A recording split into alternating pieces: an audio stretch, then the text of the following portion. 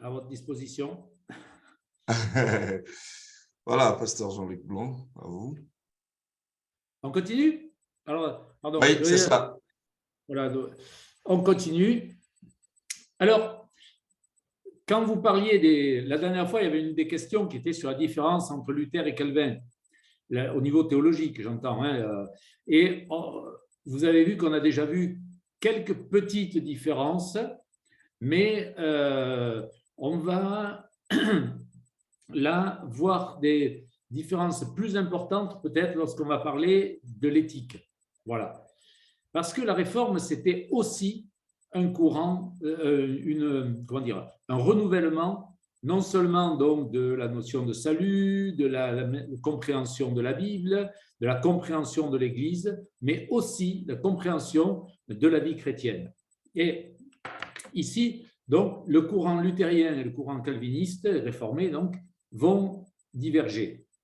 Alors que Calvin va reconnaître 3 usages à la loi, fondant l'éthique chrétienne sur l'un de ces usages, Luther, lui, n'en reconnaîtra que 2 et fondera l'éthique, vous allez le voir, sur autre chose que la loi, ce qui n'est pas étonnant. Voilà. Donc, et qui est cohérent avec sa pensée. Parce qu'il prêchait la grâce et le salut par la foi, on a souvent accusé les protestants d'être source de désordres sociaux et d'anarchie.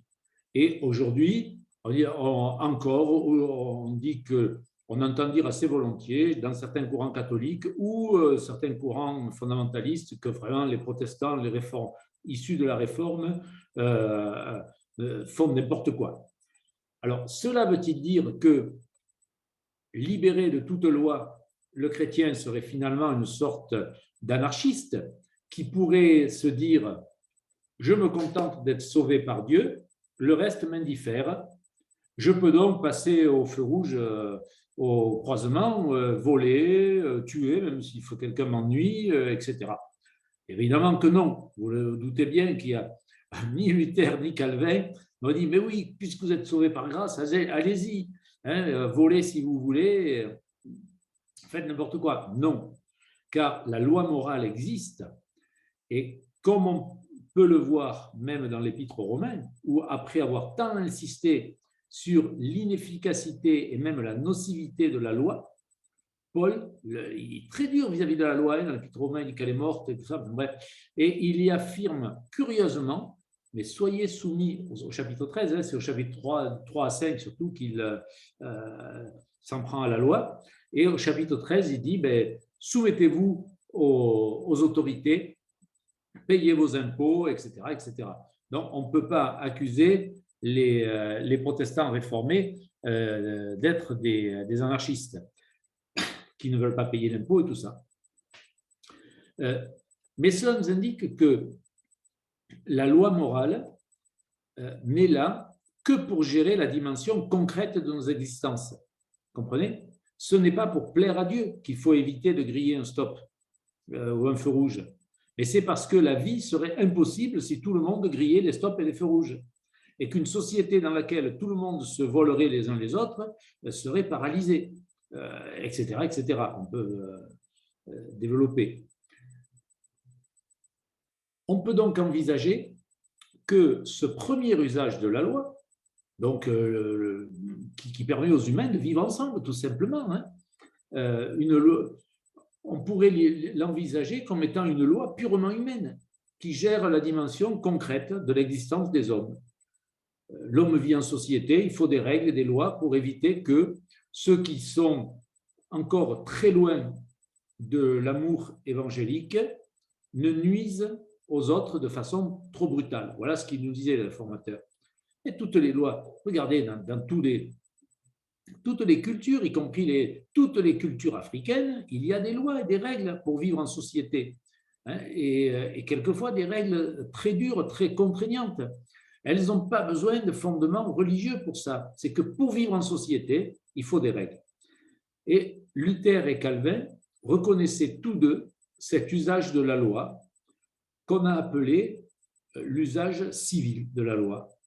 Tous les deux reconnaissent que voilà, il y a une éthique sociale qui varie selon les cultures encore, ce n'est pas un absolu. Je ne vis pas de la même façon au Congo qu'en France, je ne vis pas de la même façon au Maroc qu'au Cameroun, mais je respecte les lois du lieu où je suis parce que, tout simplement, pour que les humains puissent vivre ensemble et que l'évangile puisse se répandre, du coup, il faut respecter un minimum les autres et un minimum de lois communes.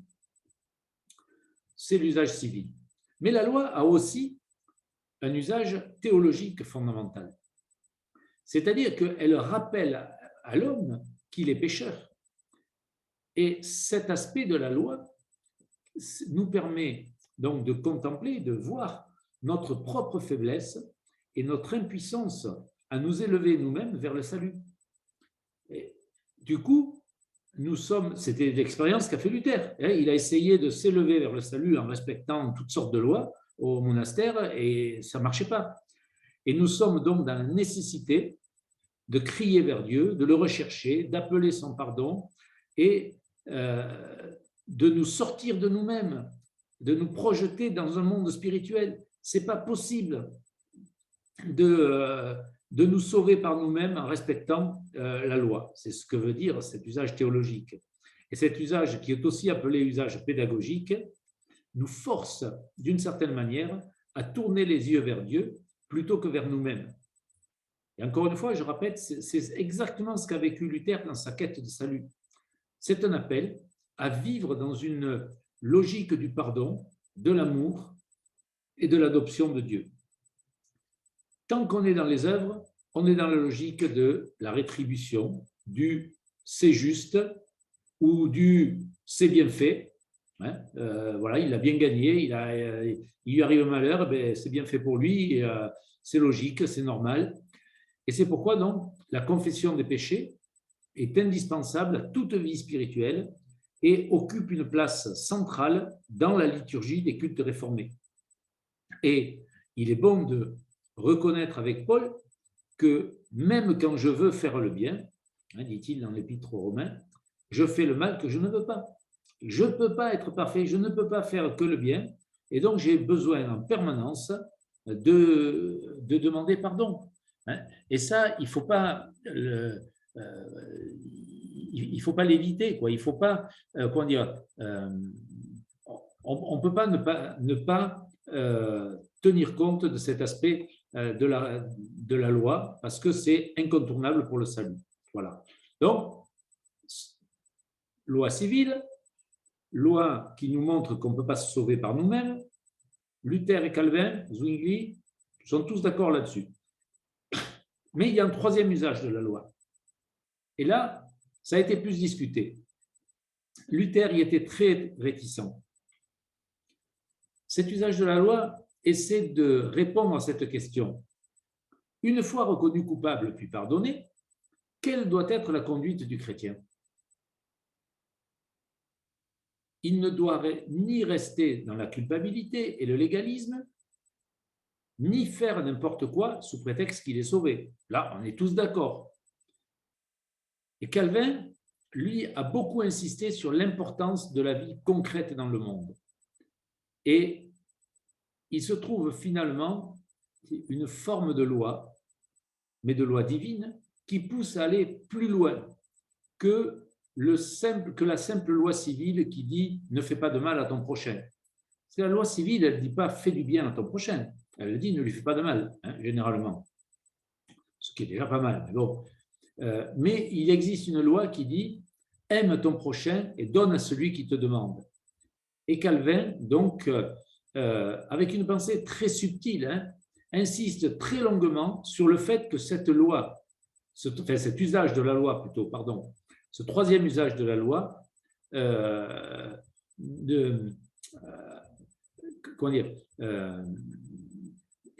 un usage de la loi qui va permettre de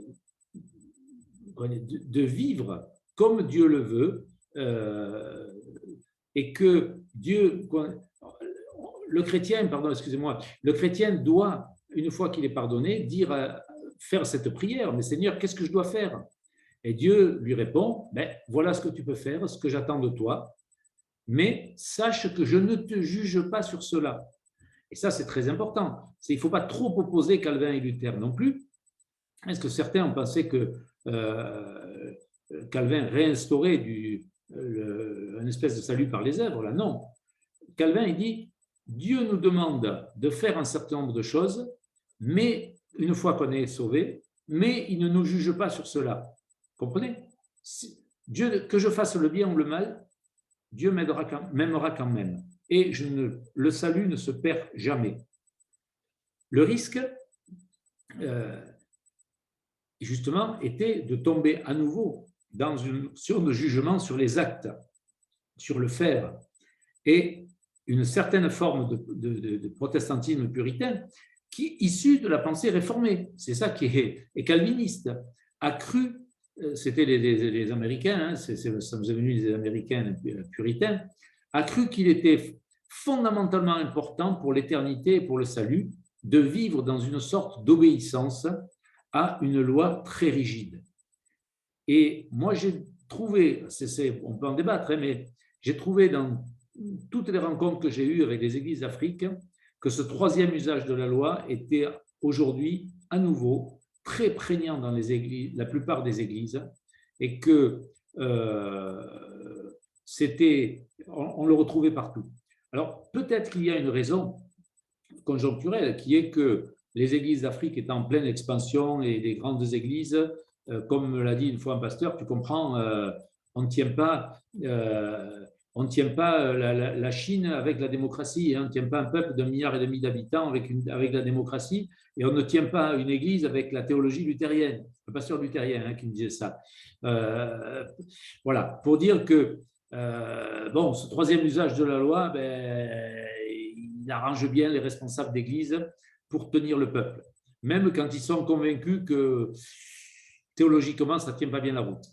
Alors pour Luther, donc, les 2 premiers usages de la loi suffisent et l'éthique chrétienne ne peut pas se fonder sur la loi. Ça veut dire qu'il n'y a plus de loi pour l'éthique chrétienne. Une fois que je suis sauvé, j'ai la loi qui me dit comment je dois vivre en société, ça on l'a tous, de toute façon, qu'on le veuille ou non. Et une fois que je suis sauvé, il n'y a plus de loi vis-à-vis de Dieu. Devant Dieu, il n'y a plus de loi. Et Luther mettra plutôt en avant ce que un certain nombre de théologiens ont appelé la double éthique, c'est-à-dire, donc Calvin, vous voyez, lui, il dit, la loi, elle est là pour nous donner un chemin, elle est là comme un guide pour nous dire ce qu'on doit faire. Luther dit non, ce qui nous dit ce qu'on doit faire une fois qu'on est sauvé, c'est l'amour, ce n'est pas la loi. Et donc, Luther, sa double éthique correspond disons, à d'une part une éthique sociale qui correspond aux exigences de la justice, hein, et la loi joue là un rôle essentiel dans son usage civil. Romains 13 commence ainsi, hein, que chacun doit obéir aux autorités placées au-dessus de nous. En effet, toute autorité vient de Dieu et c'est Dieu qui donne leur place à celles qui existent.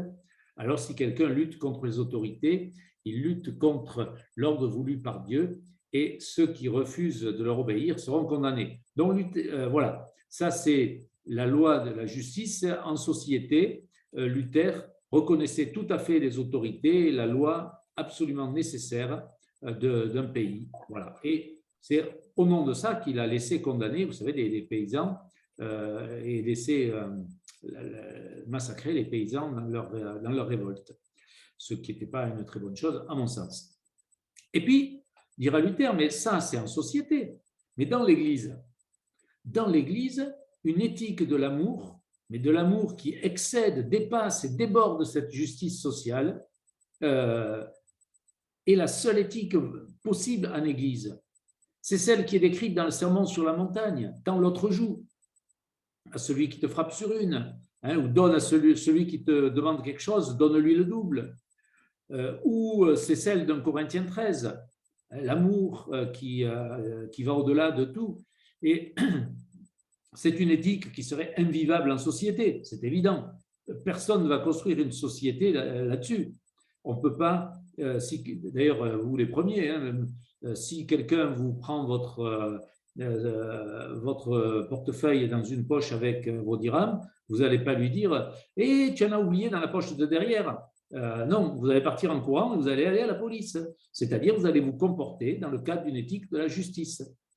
Mais si un frère dans l'église vient vous demander 50 dirhams, allez, même si vous les prenez sans vous les demander, dans le pire des cas, je suis sûr que ça n'existe pas dans le M, mais bon, eh bien, dans l'église, on va dire, bon, l'amour chrétien va faire que je vais passer au-dessus, je vais passer par-delà, et je vais lui montrer mon amour et mon pardon, et on va continuer à vivre ensemble notre vie d'église.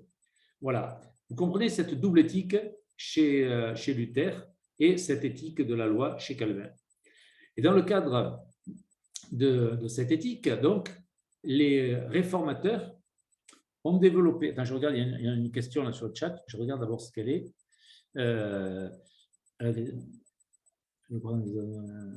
Ça revient sur la question du salut des autres religions. Donc, j'y reviendrai après. Là, je continue mon développement, j'y reviendrai à la fin. Si ça avait été sur ce que j'étais en train de dire, je le fais tout de suite. Mais… Donc, les réformateurs ont tous les deux largement développé le thème de la liberté. Luther y a consacré tout un livre, Petit traité de la liberté chrétienne. Et cette question de la liberté est essentielle, car par le simple fait de poser cette question, la réforme entérinait le virage qui était en train de se prendre dans la pensée occidentale. Personne ne se posait la question de la liberté avant, et tout le monde se la pose après. Et aujourd'hui, c'est une question dont les églises partout dans le monde doivent se saisir et la développer en fonction de leur culture, car sur ce point aussi, il reste sacrément du chemin à parcourir dans les églises qui préfèrent insister sur le respect des autorités. Ils oublient que l'autorité dans l'Épître aux Romains, ce n'est pas les pasteurs, ce n'est pas l'autorité de l'Église, c'est l'autorité de l'État. Il faut le dire ça. Et bon, bref, ils préfèrent insister sur le respect des autorités, des structures, que sur la liberté. J'ai entendu des choses sur les chefs d'église en Afrique qui sont un peu effrayantes quelquefois, où ils se positionnent comme des gens qu'on n'a pas le droit de contester. Et le peuple, la liberté du peuple est quelque chose de tout à fait secondaire. Mais donc, sur ce point de la liberté, les réformateurs, qui avaient déjà une divergence sur l'utilisation de la loi, ont aussi quelques divergences que je vais pointer. Donc, cette question de la liberté, chez les Luther comme Calvin, était étroitement liée à la justification. Calvin parle de la liberté comme d'un accessoire de la justification. Et d'emblée, il va exposer le but de son propos sur la liberté dès le début de son texte sur la liberté. C'est l'institution l'institution de la religion chrétienne au chapitre 3, ceux qui connaissent. Et c'est éviter les deux erreurs, celle de la licence, non pas de la licence, c'est pas celle qu'on passe pour avoir des examens, de la licence, ça veut dire des dérapages éthiques, et celle de la peur de la liberté. Ouais, alors, je crois que Calvin il donnait trop d'importance à la peur de la licence, parce que quand on lit l'Épître aux Galates, on se rend compte que Paul, en tout cas aux Galates, il leur reproche une chose, c'est d'avoir peur de la liberté. Le reste, c'est secondaire. Calvin dit il faut aussi avoir peur des dérapages au niveau de la moralité. Il était bien de son temps quand même. Mais il a bien vu que dans la Bible, ce qui était le plus important, c'était la peur de la liberté. Et que ça, c'était grave. Et Calvin va distinguer, comme il y a trois usages de la loi, il va distinguer trois usages de cette liberté. Le premier, c'est la liberté par rapport à la loi, en ce qui concerne notre justification. Et il dit, et je le cite, où il nous faut être exclus de l'assurance d'être justifiés, où il nous faut en être délivrés. C'est-à-dire, soit je suis exclu du salut, soit il faut que je cesse d'avoir peur de ne pas être sauvé, en gros, pour caricaturer. Il ne peut y avoir de salut par la grâce sans liberté. Pour Calvin, c'est incontournable. Voilà, la liberté est essentielle. Deuxième usage de la liberté, c'est que délivré de la servitude de la loi, dira Calvin, on peut donc obéir librement à Dieu. Je peux choisir d'obéir librement à Dieu. Et c'est là qu'on verra que Luther prend quelques distances. Et c'était Calvin, des calvinistes par la suite, je ne sais pas si Calvin le dit comme ça, mais des calvinistes par la suite, on dit, mais nous n'avons plus à obéir à une loi, mais à un commandement. C'est-à-dire le commandement tient compte de celui qui l'édicte. La loi, elle peut exister par elle-même. La loi, une fois qu'elle est édictée, moi, quand je respecte le code de la route, je ne sais pas qui c'est qui a décidé qu'il fallait mettre des feux rouges dans ma ville. Hein. Je n'ai aucune idée. Je respecte personne en respectant une loi comme ça. Je respecte la loi. Et quand on respecte la loi d'un pays, on ne sait pas qui c'est qui est à l'origine, généralement, de telle ou telle loi, mais on la respecte. Le commandement, c'est différent. Je le respecte parce que c'est un tel qui me le demande. Parce que c'est Dieu qui me le demande, je le respecte. Vous voyez la différence entre la loi et le commandement. Donc, certains disent, voilà, les calvinistes disent, on n'a plus à obéir à la loi en tant que telle, mais nous pouvons obéir à Dieu, au commandement de Dieu, parce que c'est lui qui nous les donne. Et si on n'y obéit pas, on n'en reste pas moins justifié. Et là, je fais une parenthèse pour dire les débats qu'on a eus dans l'EAM à l'époque où j'étais sur cette question, est-ce qu'on reste justifié si on se met à faire n'importe quoi? Calvin, lui, répond, et Luther aussi, sans aucune hésitation, oui, on ne perd jamais son salut, on reste justifié. Et selon cet usage, donc, la liberté est toujours liberté en vue de quelque chose.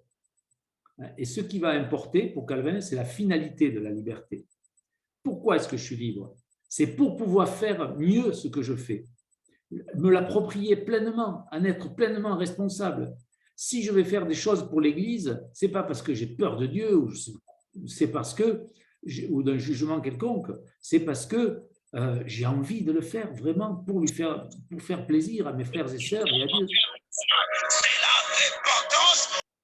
Il y a un micro qui s'est ouvert, il s'est refermé. Voilà. Le troisième usage, c'est que les choses ayant perdu leur pouvoir sur nous, les choses sont plus divines. C'est un arbre, c'est un arbre. Il n'y a pas d'esprit qui habite dedans. La musique, c'est de la musique. Il n'y a pas de musique diabolique ou de musique sacrée. Cette dimension, donc, voilà, on peut user, dit Calvin, librement de tout.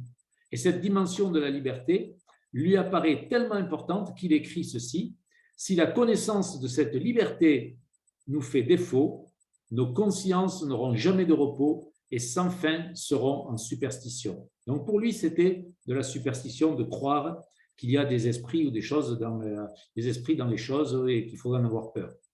Rien n'a de valeur ou de pouvoir spirituel sur nous. C'est fini une fois qu'on est sauvé. C'est l'histoire des viandes sacrifiées aux idoles que Paul dit que l'on peut manger puisque les idoles n'existent pas. Sauf, dit-il, si ça choque quelqu'un et ça lui fait du mal. Mais les idoles, si vous croyez vraiment que les idoles n'existent pas, n'ayez pas peur. Mangez les viandes sacrifiées aux idoles. Il n'y a aucun esprit bon ou mauvais qui se cache dans les choses. Voilà. Que ce soit l'art, les pratiques sociales, la médecine. Il y en a qui ont peur de certains types de médecine, ou je ne sais pas moi. Non, la réforme dit il n'y a rien de tout ça. Et à ce niveau, Calvin s'en prend très durement à toutes les formes d'ascétisme qui deviennent autant de contraintes pour le chrétien. Et l'ascétisme, il fait son retour aussi aujourd'hui. Tout commence donc lorsque l'individu en vient à se demander s'il a le droit de boire ou non. Tiens, est-ce que j'ai le droit de boire du vin ou non? Certaines églises ont interdit. S'il lui est permis de s'habiller de telle ou telle manière, puisqu'il est chrétien. Alors, puisqu'il est chrétien, sœur, moine ou pasteur, dit Calvin, lorsqu'il commence à se poser des questions sur le vin, c'est déjà ça, hein, c'était pas nouveau, hein, eh bien, et Calvin conclut, car tous ceux qui sont enveloppés en de tels doutes, quelque part qu'ils se tournent, ont toujours devant eux un scandale de conscience. C'est-à-dire, si vous commencez comme ça, à vouloir voir des forces spirituelles partout qui vous menacent, si vous n'êtes pas libre par rapport à ça, si l'Évangile ne vous a pas libéré de ça, alors vous allez vivre une vie en permanence traumatisée, quoi. Et à cette ouverture, donc, Calvin rajoute une précision, c'est-à-dire que ces choses sont indifférentes pour celui qui ne leur attribue pas d'importance, c'est-à-dire pour ceux qui en usent indifféremment. Celui qui n'attribue pas d'importance, mais qu'elle soit recherchée, dit-il, avec cupidité, orgueil ou pour avoir du pouvoir, ou que sais-je, la liberté sera alors de ne pas user de ces choses qui nous asservissent. Autrement dit, bien sûr qu'on a le droit de boire du vin, le chrétien a le droit de boire du vin, mais si ce vin, il en devient esclave, parce qu'il ne peut pas s'en passer, alors il vaut mieux qu'il n'en boive pas. Bien sûr que le chrétien peut manger des viandes sacrifiées aux idoles et où je ne sais pas quoi, où on pense qu'il y a de la sorcellerie et tout ça. Bien sûr qu'il peut faire tout ça, mais s'il le croit, s'il croit que là derrière il y a des esprits ou je ne sais quoi, alors sa liberté sera de ne pas en user. C'est exactement ce que dit Paul hein, dans l'Épître aux Romains, chapitre 14, ou dans l'Épître aux Corinthiens, chapitre 8. Dans une société de consommation, parce qu'on est tous dans une société de consommation maintenant hein, dans le monde, peut-être devons-nous vivre plutôt sous le signe de la rupture avec plein de choses qui sont indifférentes à prendre parce qu'on est dans un monde où il y a tellement de choses qui nous asservissent. Et Calvin insiste aussi, à la suite de l'apôtre Paul, donc, sur la nécessité d'exercer la liberté dans la sagesse afin de préserver les faibles. C'est-à-dire, on peut être libre, dit-il, sans le montrer à tout bout de champ. Il craignait certainement qu'une utilisation abusive des textes de Paul sur le scandale comme limite de la liberté et des effets néfastes sur l'Église. Alors, il introduit une distinction entre pour essayer d'y voir clair, hein, entre le scandale pris et le scandale donné, le scandale des faibles, le scandale des pharisiens. Et il y a une forme de scandale que peut produire l'expression de notre liberté chez les faibles, qui constitue donc la limite de notre liberté d'expression. Et il y a une autre forme de scandale qui ne doit absolument pas conditionner notre liberté, c'est le scandale des pharisiens, qui n'est pas le fruit d'une liberté, mais celui du péché des pharisiens. C'est ce qu'il appelle le scandale pris. Et tout le problème vient de la difficulté à distinguer entre le moment où nous devons interpeller les autres et quitte à faire des choses qui vont les scandaliser, où je dois boire du vin en présence de gens qui pensent que c'est profondément anti-chrétien. Je l'ai souvent fait au Maroc en fumant ma pipe. Plein de gens qui pensaient que ce n'était pas du tout chrétien de fumer la pipe. Et combien de fois j'ai fumé ma pipe et les gens étaient scandalisés. Et je l'ai fait un peu exprès quelquefois, je dois dire, pour justement titiller un peu leur approche de la liberté. Et l'amour, bien sûr, reste le critère de cette liberté. Quand je fais ça avec des gens que j'aime beaucoup et qui m'aiment beaucoup, on va se comprendre. Voilà, même si on n'est pas toujours d'accord. Pour Calvin, donc, la liberté chrétienne ne peut aussi, en aucun cas, être un prétexte à ne pas respecter la loi civile. N'oubliez pas que Calvin est un juriste, hein, docteur en droit. Et distinguant entre le règne spirituel et le règne temporel, il montre que le chrétien n'a aucune raison d'user de sa liberté contre le droit. Et être affranchi selon l'esprit ne veut en aucun cas dire que l'on est affranchi selon la chair pour lui.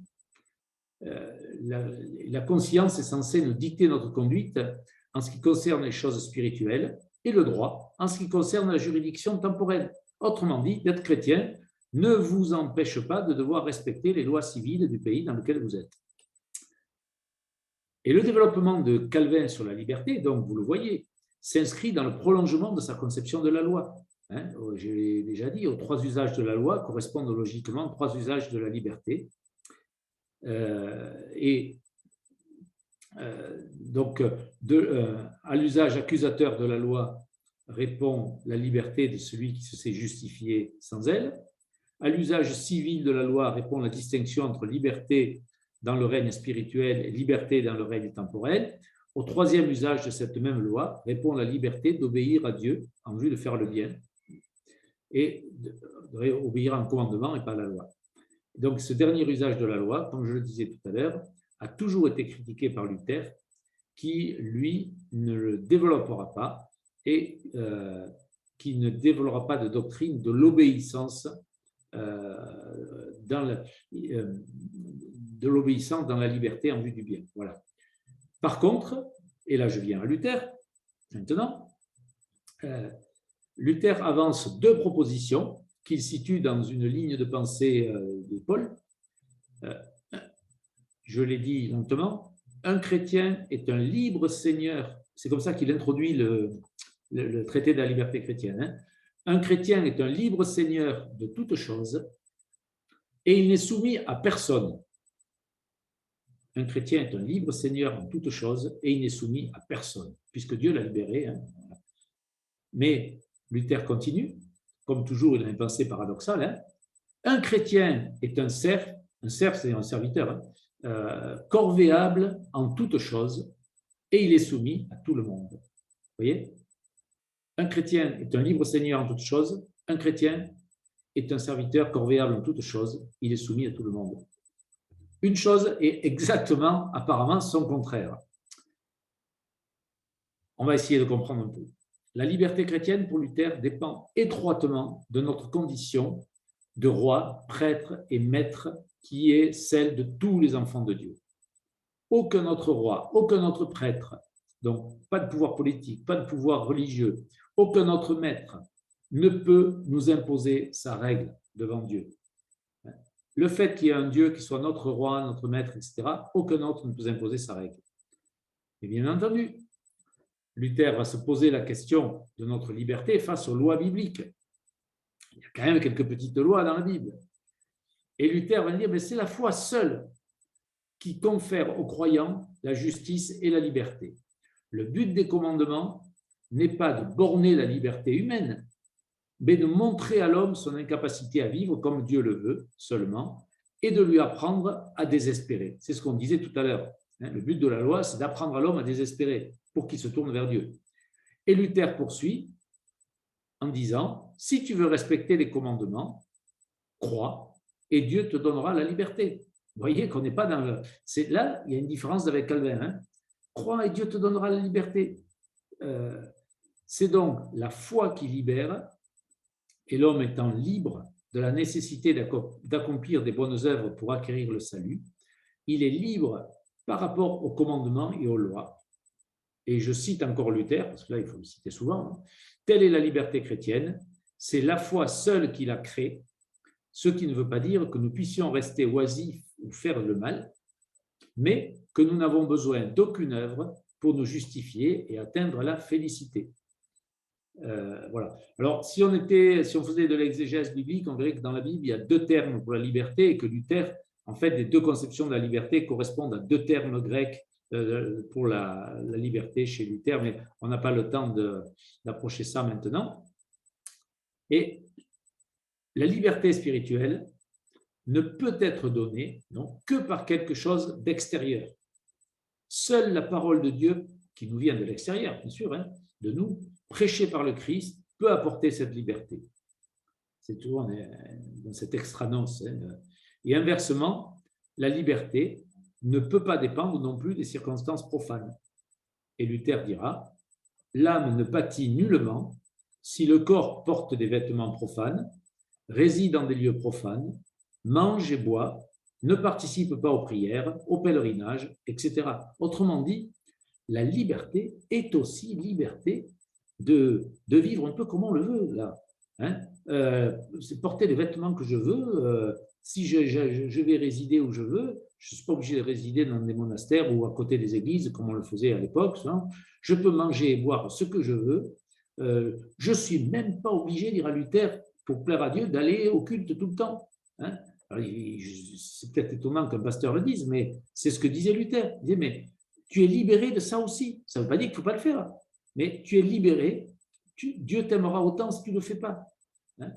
L'âme ne pâtit nullement si le corps porte des vêtements profanes, réside dans des lieux profanes, mange, boit, ne participe pas aux prières, au pèlerinage, etc. Cependant, l'homme libéré par la foi demeure sur terre. Ça, il ne faut pas l'oublier. Et il faut qu'il se soumette aux règles qui lui permettent de vivre avec ses semblables. On l'a déjà vu. Et c'est là que commencent les œuvres. Mais les œuvres dans un autre sens, ce qu'on a dit. Le but est d'entraîner le corps afin qu'il obéisse à l'homme intérieur et qu'il ne lui soit pas une entrave, dira Luther. C'est-à-dire que le but de ces œuvres sera de maîtriser en nous ce qui, justement, est une limite à notre liberté fondamentale. Vous comprenez ? Le but des œuvres, ce n'est pas de borner notre liberté, de tout ce que je dois faire, les commandements que Dieu me donne. C'est justement d'éliminer ce qui m'empêche d'être complètement libre.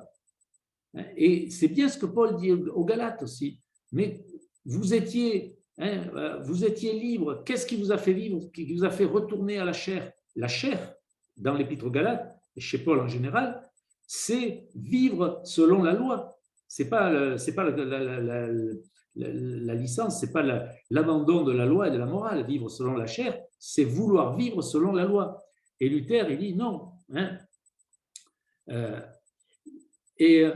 Le chrétien n'agira plus pour quelque chose, dans le sens de ferait quelque chose pour son salut, par exemple, pour plaire à Dieu, mais gratuitement, librement, parce qu'il pense que c'est bien, c'est tout.